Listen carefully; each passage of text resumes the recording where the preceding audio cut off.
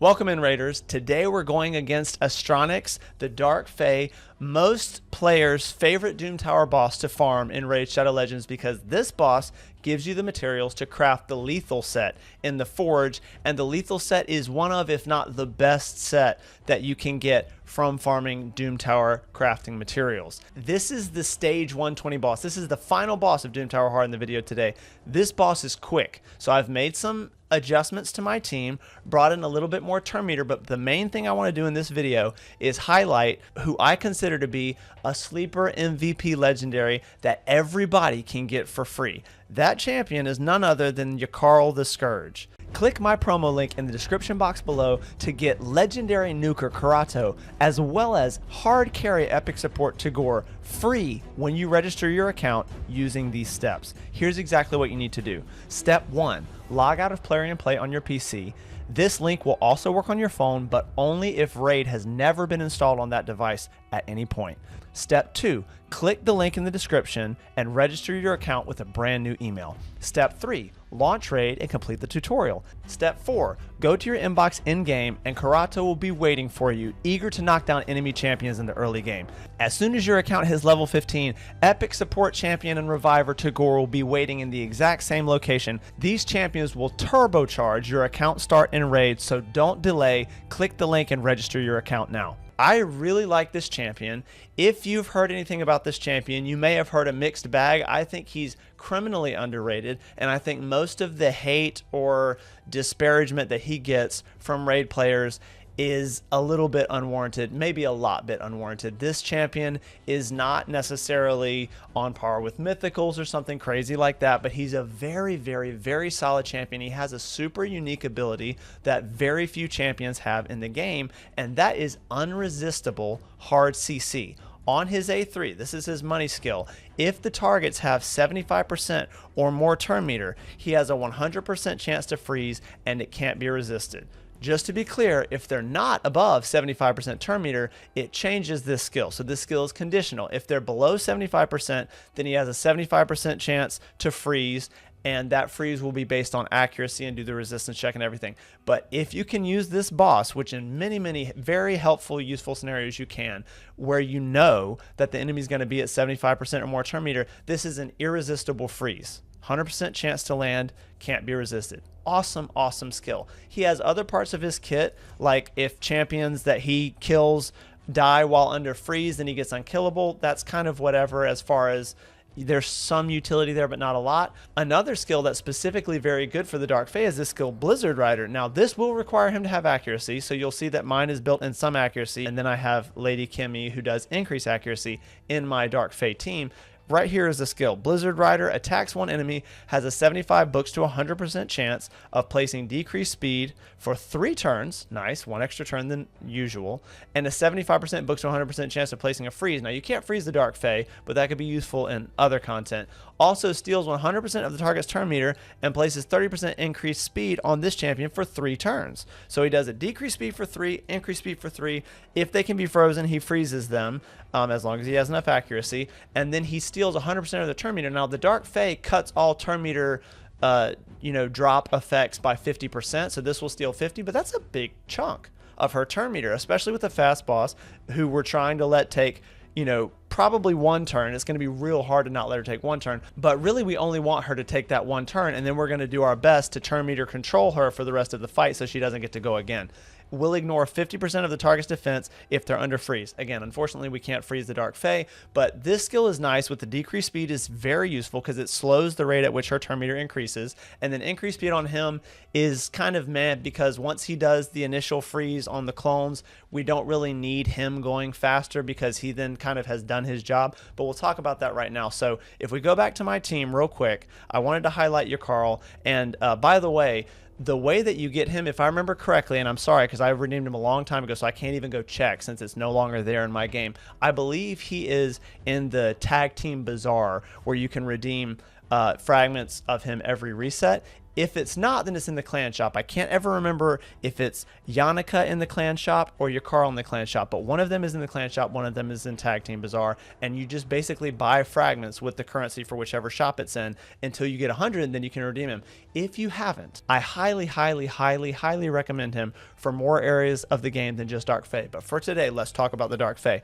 What the idea with this team is, and why I think it's an improvement on my previous team, is I was running into some issues with Lady Kimmy, who's a great champion for this in a lot of respects, has a nice blessing for her aura, and has an increased speed by 30% in Doom Tower aura, but she has this passive. Let me show you real quick just so that you know what I'm talking about and I say it correctly. Whenever this champion places a debuff on an enemy, also decreases that that enemy's turn meter by 5% for each debuff. That's great, but here's the thing. If you're going against your clone Kimmy, then this kicks in. Whenever this champion or an ally receives a debuff, fills their turn meter, so her or allies, by 5% for each debuff received. So that made me run into a problem because she was placing out her A2 debuffs right here, and then it was actually boosting turn meter on the other side. Then whenever I did this one, I can't remember exactly what, I think what it was is that it actually boosted the Dark Fae's turn meter, because this block buff will rip the veil off that she puts at the beginning of the fight, and then it'll, you know, boost the Dark Fae's turn meter. So basically what I wanted to do was go in and have Yakarl do the freeze, the guaranteed freeze on everyone that's a clone, right at the start. So he's actually a little bit faster than Kimmy, which is pretty fast because Kimmy's quick. And then I have Newt in here. Any turn meter champion will work here. I was just really trying to eke out damage at the same time as make the run safe. So he was safer than Whisper, who I had him previously, and actually does more damage because of enemy max HP. But his A1 has really good turn meter drop as well. So he and Allure combo very nicely. And then Kimmy actually has some turn meter drop on her A1. So the idea with this team is for me to try to balance being safe, because I don't want the runs to fail for no reason, even though I don't lose the keys, and getting it done as quickly as I can. So let me do a run.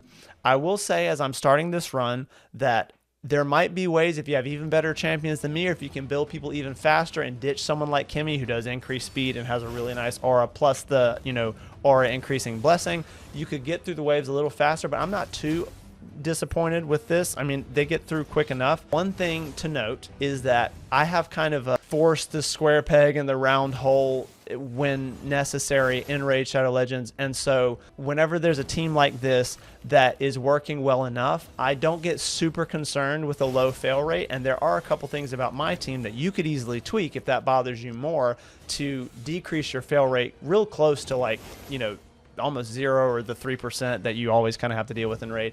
And the main thing that comes to mind is multiple of these champions have a mastery called Retribution, where if they take a big hit, they have a chance, if they have not been CC'd, to counterattack.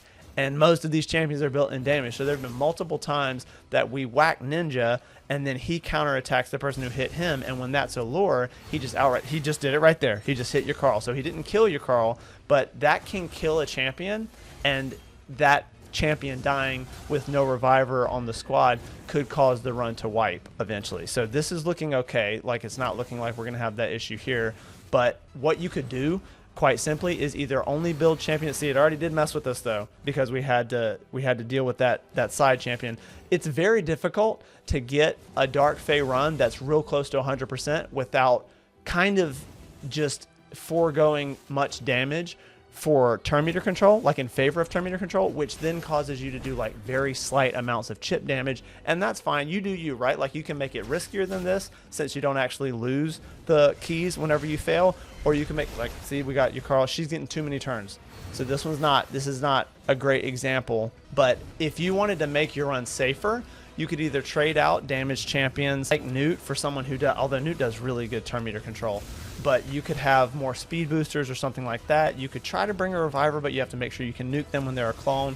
And then one big thing you could do is either change your champion's masteries to make sure they don't have counterattack masteries. Okay, so it worked out. That's how good Newt is. So basically, for anybody who's watching and going, okay, that looked really risky, I don't know if that's actually a good team. It is a good team. Like I said, bear in mind that as a late game player, I want to do it quickly and fail sometimes, since I don't lose the resources, silver keys, that allow you to do this battle, I'd rather have, an average faster completion time and risk a slightly higher failure rate, if that makes sense. Mainly because I don't want to take anybody who's in that counterattack mastery out of it. So I'm willing to just deal with it. If you take your champions out, it will make it much, much safer because they won't be counterattacking from getting hit. And then your champions will take way less damage and have less of a chance of dying. In that case, you saw it looked like, which is weird. I'm going to run it again, actually. I'm surprised the Dark Fae got multiple turns because no one actually died, even though Yakarl did get counterattacked.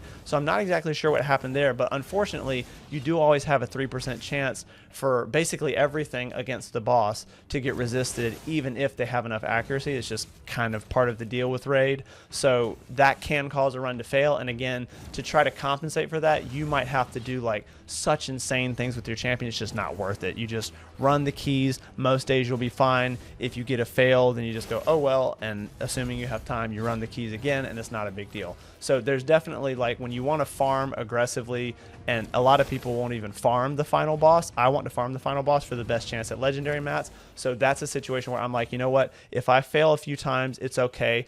I do think it's within my power to make a team that would almost never fail. It would have to be like a really, really low chance that's outside of my control with, like I said, the 3% resist mechanic in Raid. But for me, this is good enough, right? So you can definitely make your team safer by making people faster, making them do more damage, bringing in more AoE for the clones if you need to, or just changing the mastery so that everybody on your Dark Fae team has really safe masteries. As you can see, this one's already going much, much better. That kind of, okay, the Reaper was nice because it sucks whenever Newt hits that champion, the stolen ninja clone, because then he doesn't do turn meter decrease on the boss. But as you could see, Yakarl's blessing with the Reaper got it done, so then Newt was immediately able to A1 the boss. Here he is A1ing him again, and Newt's bringing a ton of turn meter drop. So this one, the boss might, there was the Blizzard Rider skill from Yakarl. I don't know that the boss gets another turn in this battle. She did in the previous battle, but this is why I wanted to run again, just to kind of show you how it's supposed to work. She might get a turn right here. I think she's going to get a turn. Newt's going to go in, but I don't know. Yeah, he did Blessed Bash. So she gets a turn, but he's done a ton of damage. She takes a Brimstone hit. As you can see, nobody's in threat of death right now. When the Dark Fae does get that second turn, it's very, very, very unlikely that she's going to get a third. So ideally, she just gets the one. Like I said, there's a little bit of RNG, but she's almost guaranteed with this team to not get 3. So as long as you can survive that second turn, it should be fine, as you can see. So actually, I say that, but now she's getting a third turn, but it's okay because we're on lock now, and I believe Newt is about, so he's going to decrease her turn meter again, and then by the next time Newt goes, he'll have his enemy max HP if Ninja doesn't beat him to it. So there you go. Like I said, the Dark Fae is a difficult boss to get like a 100% team going. But let me show you guys the builds because I feel like that's relevant. This team, again, I mentioned it in a previous Dark Fae where I had only gotten up to floor 80 with the gold keys that I've been able to use at that point. This team concept, obviously, if it works on Doom Tower Hard final boss, it's going to work on any other Dark Fae below on Doom Tower Hard or any of the ones on normal. But these builds, if you're interested, are the builds that you just saw do. Team setup will do it. That's the best. Okay, these are the builds that you just saw perform like in that fight, so you know what you're shooting for roundabouts if you want to also farm the final boss on hard. So my Lady Kimmy is 333 speed.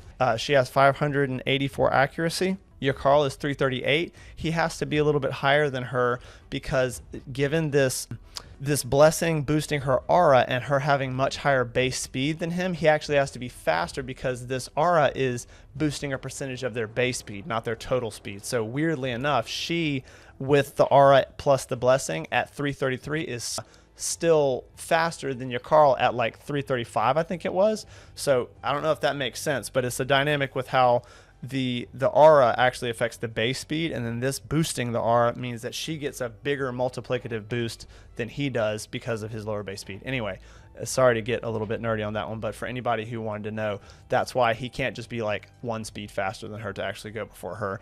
If yours doesn't have the blessing, that may not be an issue, but just keep that in mind. He may need to be a few speed faster than her due to his lower base speed. Newt is at 234, 300 accuracy. 300 accuracy is a little bit low, but I was okay with champions being a little bit low just because Kimmy pretty much on her first or second turn against the boss is putting up increased accuracy and then keeping it up for most of the fight. Ninja is at 212 speed. built for okay damage, and at 243 accuracy, he is relying pretty much fully. You could land stuff occasionally on the boss. It might still be better than 50% chance, but this is way too low. He's relying on Kimmy's increased accuracy. Without it, he would be very hit or miss with his debuffs. And then Allure is at 298. That's slightly below. You really kind of want like 360 is safe. 370 or 375 against the final boss in Doom Tower Hard is like really good. That gives you a little bit of cushion. But like I said, I'm building with a Lady Kimmy, so they're getting 50% increased accuracy pretty much before any of them go but Yakarl, and the ability that he's doing before he gets that buff doesn't require accuracy, so it's perfect. I will go through real quick. Basically, it doesn't matter what Kimmy does, but this puts out an AoE decreased speed, and then I do nothing but A1 on round 2, and then she's set to open with that just because it seemed like her AI would make different choices sometimes weirdly. And then Yakarl is supposed to open with this. He can do whatever he wants, but then he doesn't do anything but A1 on the second wave just to make sure everything's ready and not on cooldown when he gets to round 3. Then you make sure he opens with this because he will almost always, even against waves, try to open with Blizzard Rider. So make sure you put this, and then there's no point for him to use it again because I'm pretty sure both of these skills will hit the boss harder. He can't freeze the boss, so once he opens and hits all the clones and freezes them, go ahead and just turn it off. Newt on round 1, doesn't matter what he does. Nothing but A1, same as Yakarl on round 2. Then open with the AoE just in case any of the clones need that help. Usually Ninja cleans it up, but it's just safer this way. Then turn it off because unless you're desperate for the weekend, you don't really need it. And his counterattack, if the boss gets a turn, is just going to slow things down. He knows to prioritize Blessed Bash, so he just does that automatically. For Ninja on round 1, nothing but A1, nothing but A1. This was just because I didn't really need the freeze here, and occasionally on runs when I would let him do his AoE, we would actually go through the wave so quickly that even though he didn't do the AoE on this turn, it wouldn't be ready. It'd be like one turn left and he wouldn't have it ready for this. So I was like, screw that. That's just too risky. I don't want to slow the run down that much. So he's nothing but A1, nothing but A1. Open with this, then do as he pleases, because this skill actually against bosses, once all the clones are dead, it will change what the skill does, so you can still use that once the clones are dead. Then for round 1 for Allure, just A1 just makes it safer in case any of the people don't get frozen by Yakarl or whatever. She's helping push turn meter back so nobody gets to take a turn. Then she can use this skill here, but then turn it off because she should have it ready by the time she gets to this. You could turn that off and just have her do A1 on this too, depending on how fast your team is if you want it to be safer. But she's supposed to open with her AoE, again, just to help make sure all the clones are taken out, and then she never needs to use her A3 at any point in this battle. And after she uses Temptation, her AoE one time, you want her to just keep hitting the boss with that magnificent A1, so that's what that is. Okay. Just wanted to give you guys the team preset because it can get hairy if you don't know how to prioritize the skills. Now let me show you one last thing, because while this is kind of a Dark Fae showcase to give you guys a viable option for farming the top boss on hard, I did want to show you that Yakarl is actually, in my opinion, again, now I'm not saying that Yakarl is some busted void legendary that everybody is just in agreement is the most broken champion in the game. Nothing like that, okay? I'm trying to temper the expectation, but I do think he's very underrated, and he's actually very good in Live Arena. I don't know that he would be super good once you get into gold, but if you're in gold, you probably have your strategy sorted, and it either includes CC or not. It includes Yakarl or not. But for anybody who might be interested in, well, should I invest in Yakarl, or is he just going to be a Dark Fae champion for me? He can do a lot more than that. So I'm going to take, I think it would be wise for me to take, actually no, I probably need to take Yakarl and Kymar so that I get a 30% aura, because Kimmy's aura is not for arena. So I'm going to do this, and then I'll take Yakarl and 2 nukers, and I'll show you guys what I'm talking about. Obviously, the speed race is always a thing, and we got to see how bans go, but if he gets a turn, guaranteed unresistible CC, usually on everyone, if they have a speed team, is really fantastic. Obviously, things like Stone Skin, or I think it's Feral, or Immunity was the old version. Those things can get in the way, but that's kind of the RNG of playing Live Arena. Who do I want to take for? I think I'll take Alice. Let's do that. Let's see. We got a cleanse right here, but he should get debuffed. I think so. Mithrala. That's another cool thing, is Mithrala usually will resist stuff, but she can't resist him. So I actually think it's smart for us to take Arbiter and then just hope that our He-Man can get the damage done. Okay, so they took Kymar.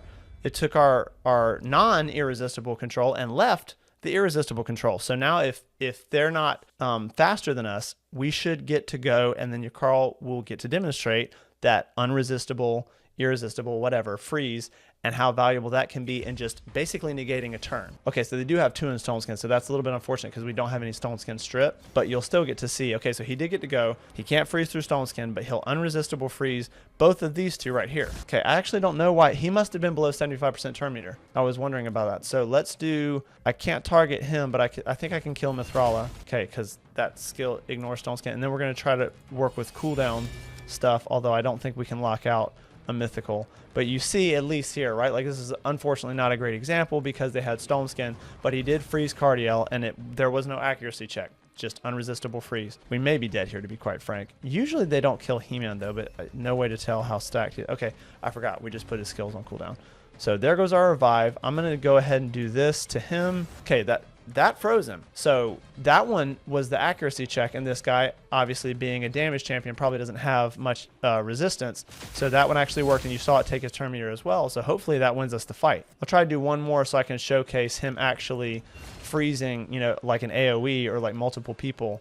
But you did at least get to see it on Cardiel. I believe the reason this guy didn't get frozen was he must have been like right below 75% turn meter, and therefore it's not a guaranteed freeze, and then he just didn't proc. He, you know, got that 25% chance not to proc the freeze on Frolny or whatever that mythical dwarf's name is. Badass looking dwarf, by the way. But yeah, guys, while we're waiting for this battle, definitely please check out Yakarl. I have not regretted for 1 second. I've used him in multiple different builds. I had him in a Stone Skin build for a while. He's very useful also in Tag Team Arena or Classic if you're struggling. That CC is very, very nice, and if you put him in some damage, he's not a crazy nuker, but he's definitely like a strong hybrid type nuker where sometimes he could end up doing a lot of damage and or killing somebody who's on the team that's squishy.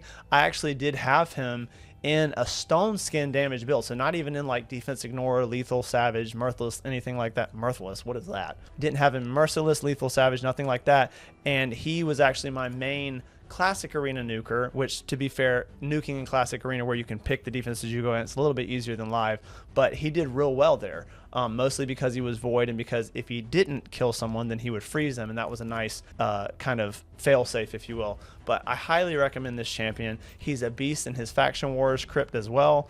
Let's see who to take here.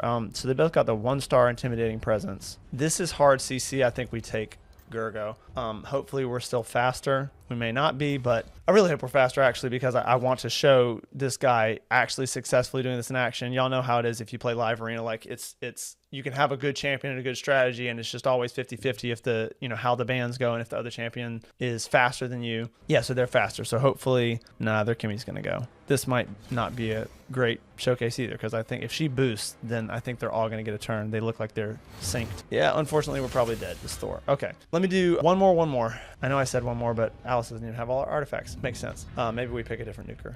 We'll pick Rotos instead.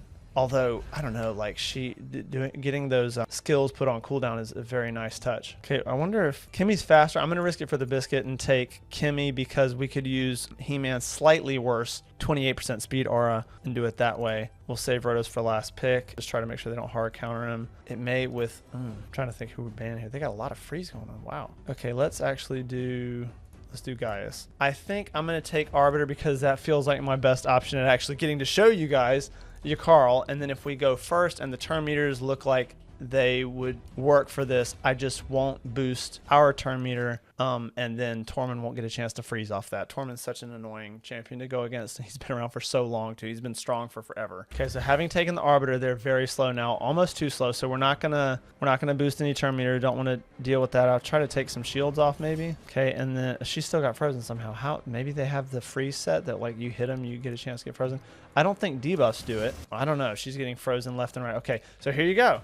You got Mithrala, who's usually very high resist, and then Krisk. Actually, Krisk's a bad example because his ass has he must be low resist since Kimmy decreased his turn meter a lot. But it should freeze the 2 on the outside, and the only reason it didn't freeze on the inside is because they actually had their turn meter decreased by Kimmy. So I probably should have thought of that and just done Kimmy's A1. They are very tanky. Surprise, surprise. Look at this team. But anyway, you got to see it there, right? Like, how often, if you're an early or mid-game account and you go against a Mithrala, are you actually able to control her? Yakarl can do that as long as Mithrala is at 75% turn meter or higher. And we're just playing the waiting game for Chris to do that. Okay. Yeah, this one's not looking great, but, you know, I just want to do the one more. Oh, my God. Going against Tormund is just the worst. Okay, I'm going to leave this one because we've lost. But I got to show Yakarl debuffing, probably pretty high resist Mithrala. Most of them are. So anyway, that's the video, guys. I hope that that helps you, and that Yakarl may be able to elevate your team in Dark Fae, and that if you don't have him, guys, he's very useful in all the areas I mentioned and the 2 areas I showed today. And guys, to be quite frank with you, having really good champions for Dark Fae is difficult for some accounts. So to have one that you can get free to play and you just have to get fragments for him over time is actually a really good look for, you know, hard control on those clones. It gives you a lot of options, and it negates passives for things like I mentioned with Kimmy. Sure, maybe they get a turn meter boost because they got debuffed, but they missed their turn because they were frozen and it was irresistible. Another thing that I forgot to mention earlier is that not only does that unresistible freeze mean you don't have to worry about accuracy to land it, but it eliminates the chance that one of the champions doesn't get frozen on a 3%. Someone like Gurgo or Ninja who have a 100% chance to freeze, but it doesn't say unresistible. That means they could get a 3%. And then if that 3% was on a damage dealer or on your speed booster on the other side, then the clones could start to go and it could get chaotic. So it's doubly beneficial. Obviously, he does need some accuracy if you want to take advantage of his A2 against the Dark Fae, but it's nice to have that security of knowing that that freeze against the clones can't be 3%ed and make your run fail. But anyway, guys, that's it for the video. Tell me what you think about Yakarl in the comments below, and if you have him, and if you do, where you use him. I'll catch you guys in the next video.